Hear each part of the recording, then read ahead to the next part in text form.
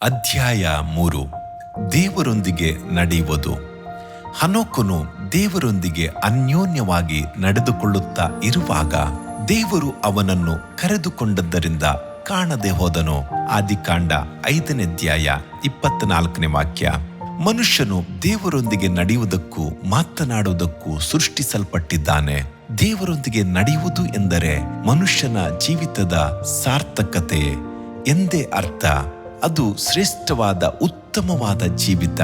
ಹನೋಕನು ದೇವರೊಂದಿಗೆ ನಡೆದನು, ಕಾರಣ ಅವನು ದೇವರಿಗೆ ಮೆಚ್ಚುಗೆಯಾದ ಜೀವಿತವನ್ನು ಜೀವಿಸಿದನು. ಇದನ್ನು ಕುರಿತು ಇಬ್ರಿಯ ಪತ್ರಿಕೆ 11ನೇ ಅಧ್ಯಾಯದಲ್ಲಿ ಹೀಗೆ ಬರೆಯಲ್ಪಟ್ಟಿದೆ: ಅವನು ದೇವರಿಗೆ ಪ್ರಿಯವಾದವನೆಂದು ಅವನು ಎತ್ತಲ್ಪಡುವುದಕ್ಕೆ ಮೊದಲೇ ಸಾಕ್ಷಿ ಹೊಂದಿದನು. ದೇವರಿಗೆ ಪ್ರಿಯವಾದ ಜೀವಿತವನ್ನು ಜೀವಿಸಿದರೆ ಮಾತ್ರ ದೇವರೊಂದಿಗೆ ನಡೆಯಲು ಸಾಧ್ಯ. ನೋಹನು ದೇವರೊಂದಿಗೆ ನಡೆದನು, ಕಾರಣ ಅವನು ದೇವರಿಗೆ ಮೆಚ್ಚುಗೆಯಾದ ಜೀವಿತವನ್ನು ಜೀವಿಸಿದನು. ಆದಿಕಾಂಡ 6ನೇ ಅಧ್ಯಾಯ 9ನೇ ವಾಕ್ಯ. ಅಬ್ರಹಾಮನು ದೇವರ ಜೊತೆಯಲ್ಲಿ ನಡೆದನು, ಅವನು ಸಹ ದೇವರಿಗೆ ಬಹಳ ಪ್ರಿಯನಾದವನಾಗಿದ್ದನು.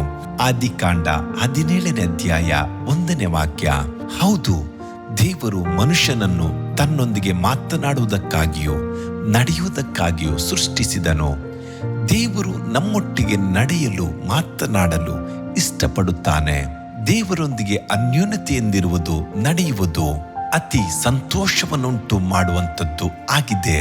ನಿನ್ನ ಸನ್ನಿಧಿಯಲ್ಲಿ ಪರಿಪೂರ್ಣ ಸಂತೋಷವಿದೆ, ನಿನ್ನ ಬಲಗೈಯಲ್ಲಿ ಶಾಶ್ವತ ಭಾಗ್ಯವಿದೆ ಎಂದು ಅರಸನಾದ ದಾವೀದನು ಹೇಳುತ್ತಾನೆ. ಕೀರ್ತನೆ 16:11. ಹನೋಕನು ದೇವರೊಂದಿಗೆ ನಡೆದ ಆರಂಭ. ಹನೋಕನು ತನ್ನ 65ನೇ ವಯಸ್ಸಿನಲ್ಲಿ ಮೆತುಶೆಲಹನನ್ನು ಪಡೆದನು. ಮೆತುಶೆಲಹನನ್ನು ಪಡೆದ ನಂತರ 300 ವರ್ಷ ದೇವರೊಂದಿಗೆ ನಡೆದನು. ಆದಿಕಾಂಡ 5ನೇ ಅಧ್ಯಾಯ 21 ಮತ್ತು 22ನೇ ವಾಕ್ಯ. ಕೆಲವರು ತಮ್ಮ ಜೀವಿತದಲ್ಲಿ ದೇವರೊಂದಿಗೆ ನಡೆಯದೆ, ದೇವರ ಮಾರ್ಗದಲ್ಲಿ ನಡೆಯದೆ, ತಮ್ಮ ಇಷ್ಟಾನುಸಾರವೇ ನಡೆದು ತಮ್ಮನ್ನು ತಾವೇ ಕೆಡಿಸಿಕೊಳ್ಳುತ್ತಾರೆ. ದೇವರನ್ನು ಬಿಟ್ಟು ಮಾರ್ಗದಲ್ಲಿ ನಡೆಯದೆ ತಮ್ಮ ಇಷ್ಟಾನುಸಾರವೇ ನಡೆದು ತಮ್ಮನ್ನು ತಾವೇ ಕೆಡಿಸಿಕೊಳ್ಳುತ್ತಾರೆ. ದೇವರನ್ನು ಬಿಟ್ಟು ದೇವರ ಮಾರ್ಗಗಳನ್ನು ಬಿಟ್ಟು ಹೋಗುವವರ ಮಾರ್ಗವು ನಾಶಕರವಾದದ್ದೇ. ಕೆಲವರು ತಮ್ಮ ಜೀವಿತದಲ್ಲಿ ಸೋಲುವಿಕೆಗಳು, ಹೋರಾಟಗಳು ಉಂಟಾದಾಗ ಮಾತ್ರವೇ ದೇವರ ಕಡೆಗೆ ನೋಡುತ್ತಾರೆ. ಇನ್ನು ಕೆಲವರು ತಮ್ಮ ಜೀವಿತದಲ್ಲಿ ಆಪತ್ತುಗಳು, ವಿಪತ್ತುಗಳು ಸಂಭವಿಸಿದಾಗ, ಇಲ್ಲವೇ ತಮ್ಮ ಕುಟುಂಬದಲ್ಲಿ ಮರಣ ವ್ಯಾಧಿಗಳು ಸಂಭವಿಸಿದಾಗ ದೇವರನ್ನು ನೆನೆಸಿಕೊಳ್ಳುತ್ತಾರೆ. ಇನ್ನು ಕೆಲವರು ಕಾಲವಿದೆ, ನಿಧಾನವಾಗಿ ನೋಡಿಕೊಳ್ಳೋಣ ಎಂದು ಹಣ ಸಂಪಾದಿಸುವುದರಲ್ಲಿಯೂ ಪಾಪದ ಜೀವಿತದಲ್ಲಿಯೂ ತಮ್ಮ ದಿನಗಳನ್ನು ಕಳೆಯುತ್ತಾರೆ. ನನಗೆ ಒಬ್ಬ ಅಧಿಕಾರಿಯ ಪರಿಚಯ ಉಂಟು. ಅವರು ತಮ್ಮ ಯೌವನದ ದಿನಗಳಲ್ಲಿ ಅನ್ಯಾಯವಾಗಿ ಹಣ ಸಂಪಾದಿಸುವುದರಲ್ಲಿಯೂ ಪಾಪ ಮಾರ್ಗದಲ್ಲಿ ಜೀವಿಸುವುದರಲ್ಲಿಯೂ ಇದ್ದರು. ಇದರಲ್ಲಿಯೇ ಅವರು ಬಹಳ ಸಂತೋಷಿಸುತ್ತಿದ್ದರು. ಯಾರಾದರೂ ಅವರ ಬಳಿ ಬಂದು ದೇವರ ವಿಷಯವೇನಾದರೂ ಹೇಳಿದರೆ ನಿಧಾನವಾಗಿ ನೋಡೋಣ ಎಂದು ಹೇಳುತ್ತಿದ್ದರು. ನಡೆದದ್ದೇನು ಗೊತ್ತೇ?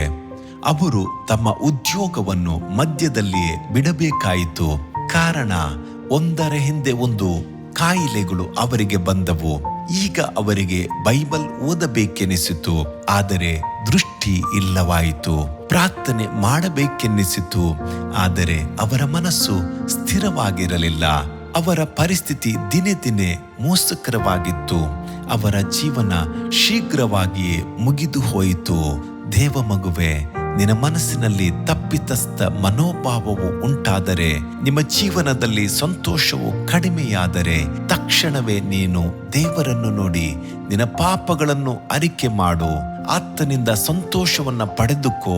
ಕಾಲವನ್ನ ವ್ಯರ್ಥ ಮಾಡುವುದು ನಿಮಗೆ ಆಪತ್ತನ್ನು ತರುತ್ತದೆ. ಹನೋಕನು ದೇವರೊಂದಿಗೆ ನಡೆದದ್ದು. ಹನೋಕನು ಮೆತುಶೆಲಹನನ್ನು ಪಡೆದ ನಂತರ 300 ವರ್ಷಗಳು ದೇವರೊಂದಿಗೆ ಸಂಚರಿಸುತ್ತಾ ಮಕ್ಕಳನ್ನು ಪಡೆದನು. ಆದಿಕಾಂಡ 5ನೇ ಅಧ್ಯಾಯ 22ನೇ ವಾಕ್ಯ. ಹನೋಕನು ದೇವರೊಂದಿಗೆ ಬಂದು ಹೊಸ ಸಂಬಂಧವನ್ನು ಬೆಳೆಸಿ ಅದರಲ್ಲಿ ಅನ್ಯೋನ್ಯತೆ ಇಂದಿದ್ದನು. ಅವನ ಕುಟುಂಬದಲ್ಲಿ ಸಂತೋಷವೂ ಸಮಾಧಾನವೂ ಇದ್ದಿತು. ಕಷ್ಟವೂ ದುಃಖವೂ ಇದ್ದಿರಬಹುದು, ಜಯವೂ ಸೋಲುವಿಕೆಯೂ ಇದ್ದಿರಬಹುದು, ಸಮೃದ್ಧಿಯೂ ಕೊರತೆಯೂ ಇದ್ದಿರಬಹುದು. ಆದಾಗ್ಯೂ ಎಲ್ಲ ಸಾಕ್ಷಿಗಳಲ್ಲಿಯೂ ಹನೋಕನು ದೇವರೊಂದಿಗೆ ಅನ್ಯೋನ್ಯತೆಯಲ್ಲಿಯೇ ಇದ್ದನು. ಹನೋಕನು ದುಷ್ಟ ಜನರಿಂದ ತುಂಬಿದ್ದ ಆ ದಿನಗಳಲ್ಲಿಯೂ ಜೀವಿಸಬೇಕಾಗಿತ್ತು. ಆದಾಗ್ಯೂ ದೇವರೊಂದಿಗಿನ ಅನ್ಯೋನ್ಯತೆಯನ್ನು ಆತನು ಬಿಡಲಿಲ್ಲ. ಎಂತಹದೇ ಕಠಿಣ ಪರಿಸ್ಥಿತಿಯಲ್ಲಿಯೂ ದೇವರಿಂದ ದೂರವಾಗಲಿಲ್ಲ. ದೇವ ಮಗುವೆ, ಪರಿಸ್ಥಿತಿ ಎಂಥದೇ ಆಗಿರಲಿ, ದೇವರ ಅನ್ಯೋನ್ಯತೆಯಲ್ಲಿ ಇರುವುದನ್ನೇ ಕಲಿತುಕೋ.